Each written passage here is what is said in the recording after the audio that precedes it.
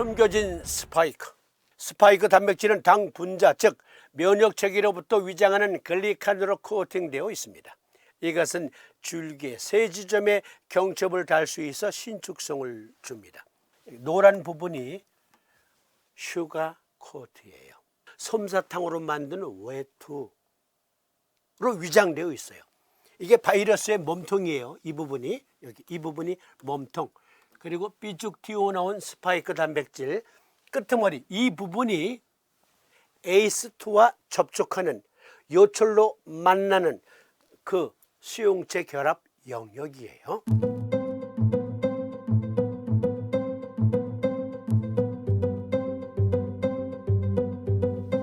다당류 폴리사카라이드, 그것은 줄여서 글리칸. 코비드19 바이러스가 인체에 침투할 때 우리 몸의 면역 체계를 교묘하게 속인다.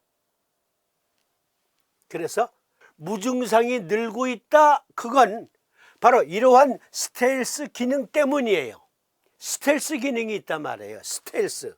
그런데 이놈이 들어와 가지고 크게 확산됐어요. 처음엔 무증상이에요. 스텔스 기능 때문에.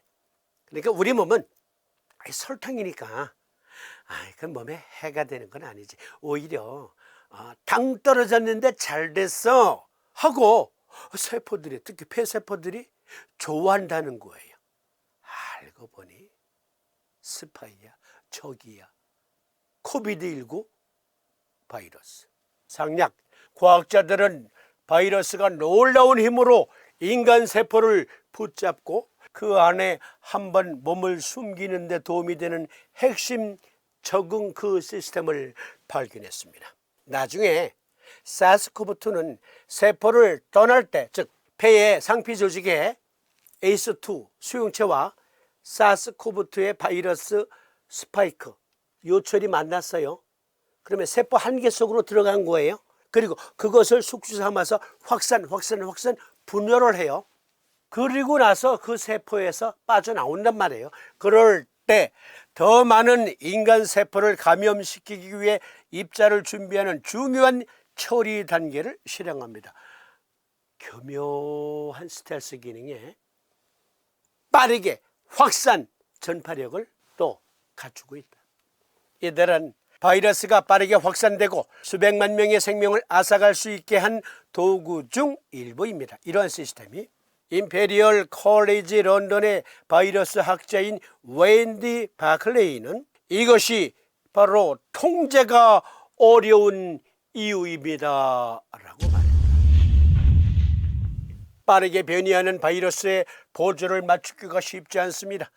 지금까지 대부분의 돌연변이는 바이러스가 숙주를 얼마나 손상시켰는지가 아니라 바이러스가 얼마나 효과적으로 퍼지는가와 관련이 있다고 전문가들은 동의합니다. 이번 달 한 연구에 따르면 델타 변이체는 이전 버전의 바이러스보다 사람들의 폐와 인후 내부에서 더 빠르게 더 높은 수준으로 성장했습니다. 그러면 다시, 왜 델타 람다 변이에도 폐전격인가? 백신을 접종받았음에도 폐전격인가? 우리 삼침은 다른 말로 오행침이라고 합니다.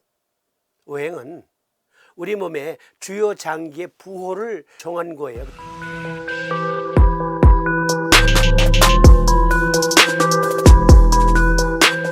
간은 목, 심장은 화, 비장은 도, 폐는 금, 신장은 수라는 부호에 배속시켰고, 기호로. 그래서 목과 토금수는 각각 도우미 관계가 있고 또는 견제 관계가 있다라는 것이 오행의 상생상극입니다. 예를 들어서 비토경이라고 하는 경맥은 태음습이라는 경기로 비장과 췌장의 정상 기능을 유지하게 하는데, 그와 동시에 그 태음습이라는 경기로 폐, 금의 면역력 그리고 폐의 정상 기능을 유지하게 도와준다. 그런 반면에 심장, 화, 불화로 묘사된 심장은 화극 금, 즉 금은 불로 녹이잖아요. 그런데 적절한 불로 금속, 특히 그중에 금이나 은을 녹이면 이렇게 액세서리를 만들 수 있잖아요. 줌을 부어서. 그런데요, 그것이 너무 과하게 증폭이 되면 폐라는 금을 녹인다. 그래서 그 화극금의 상태가 너무 심각하고 토생금이라는 도미 관계는 약하다.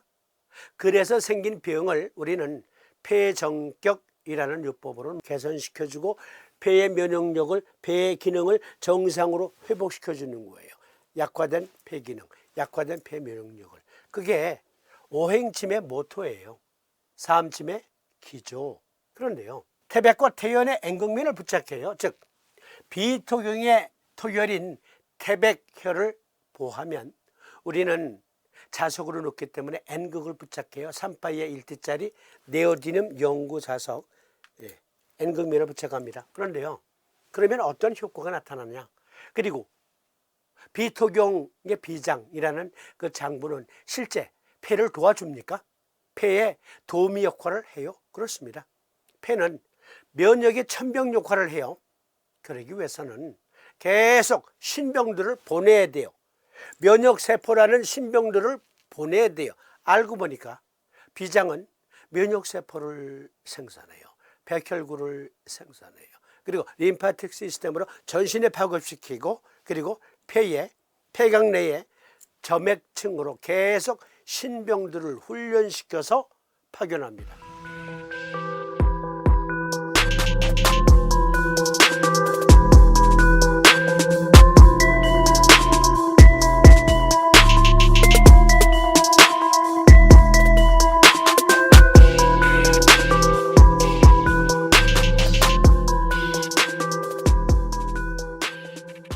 그러니까 비토경의 비장은, 장부로서의 비장은 폐금경의 폐에 도미 역할을 한다는 것은 과학적으로 증명된 사실.